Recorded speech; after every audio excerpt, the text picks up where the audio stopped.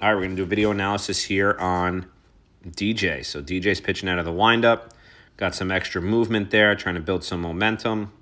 That's all comfort as long as it's not throwing off your center of mass or your balance, which it looks like it's not. All right, so we got leg lift, we got front foot drive, and pitch release. All right, so this is what I got for you. This is all fine, right? It's all comfort. That's totally cool. Now we get into leg lift at its peak. What I like right here is the weight shift, right? We're shifting forward and we're starting to come forward and down at the same rate. So we got here leg lift, and then you'll see, boom, starts to shift down where he's going to start leveraging the mound, the hill that he's on, obviously, for his benefit, right? So as you come down, right, you're in a good position here where that back leg is loaded, back hip, back leg, all good. Front leg is closed. Front side is going to be in a pretty good position, it looks like. Arm is down by the pocket. Eyes on target. Pretty solid. Now we take it a few frames further. Right away with the arm path is something we're going to have to work on because I don't like this big windmill loopy arm path, right, where we're coming down and around. Because as you can see, as you get into front foot strike here, you're getting a ton of arm drag, right? From here to here. It's a lot of wasted movement, a lot of stress on the elbow and shoulder. So especially as you add velocity, if you continue to have this arm path, you're very high likely going to run into arm issues, right? And then beyond that, that's obviously worst case. Beyond that is you're going to have command issues where it's going to be harder to command your secondary pitches, even your fastball, because you'll be behind it a lot. You won't be on top. And then your velocity is going to suffer because it's not an optimal arm path or optimal position to be in. So that's the thing that we're definitely going to have to address right away, and you'll see those drills in your program. You've probably been throwing like this forever, so just take those drills very slowly and learn the new motor pattern. Positive reps are the only thing that's going to fix it. Right, now let's look at the lower body because we're not really using our legs at all.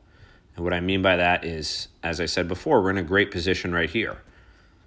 Right, so this is really where we want to be. Right, back leg loaded, back hip loaded. Front leg is closed, so that means the hips are closed. Right, so now from there, what you'll see here is rather than this back hip and back leg coming here and forcing the hips open, you'll see this front leg just stride out and reach towards home plate and really start to turn over as well. All right, so you see that front foot turn over. He goes into toe strike rather than heel strike. And now, boom, we're at full stride right here. And from this full stride, you can see the front hip is leaked open because of the front leg being in front foot strike. It looks like your toe is not completely squared off facing home plate, so that's causing you to not be fully open, but you're not fully closed. And then the worst part right here is the back leg, right? That back foot is still anchored to the rubber, and now you're no longer loaded in this back leg because you've strided too far out forward, and you pretty much lost the load instead of using the load to explode forward. So then what happens here is you have tremendous arm speed, tremendous arm swing, I should say as well, because it looks like you do have a live arm.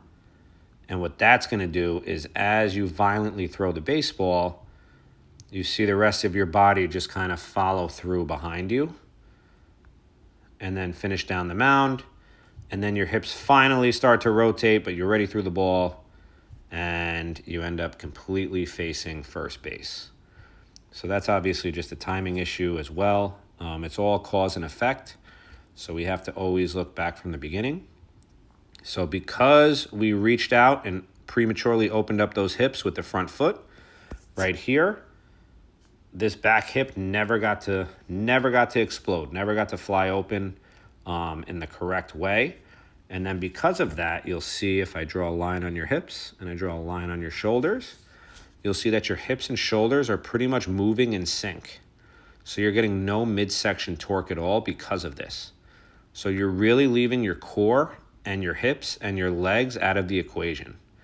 The only benefit you're getting from your lower body really is you're developing some momentum down the hill forward that you're using, you're trying to leverage as power. And then when you land, again, we want to do heel strike, not toe strike, because heel strike is going to be a lot stronger. I know you have the ACL issue, so not sure how this factors in. I'm interested to hear your thoughts as well as see future videos, of course, see how we can work around it.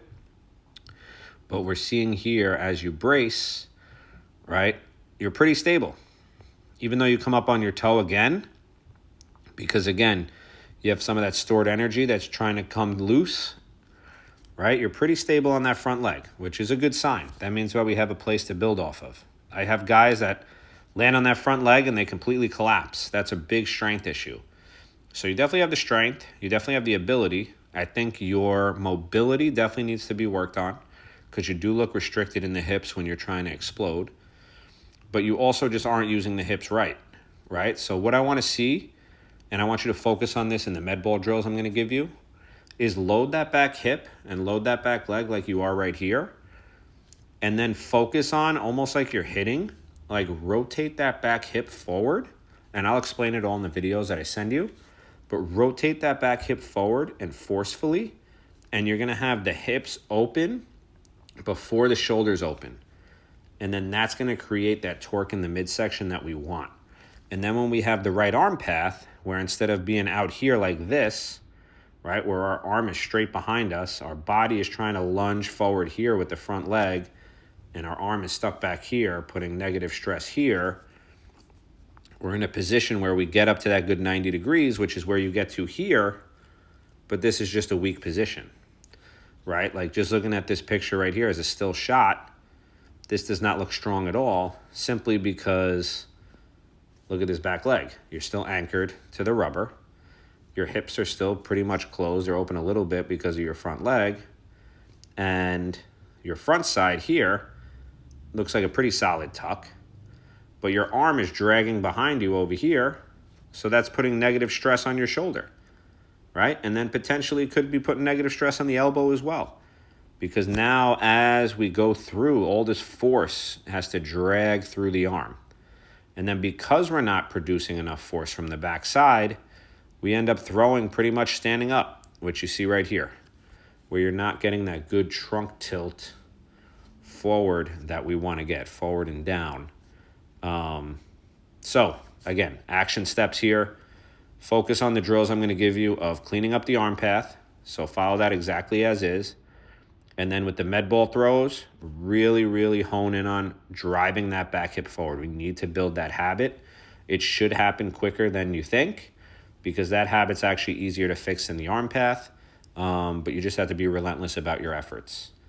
Mobility, just got to do it. Mobility can always be improved. I think that we definitely have some improvement here that's going to help you load that back hip a little better. I'm going to give you some drills to load the back hip as well.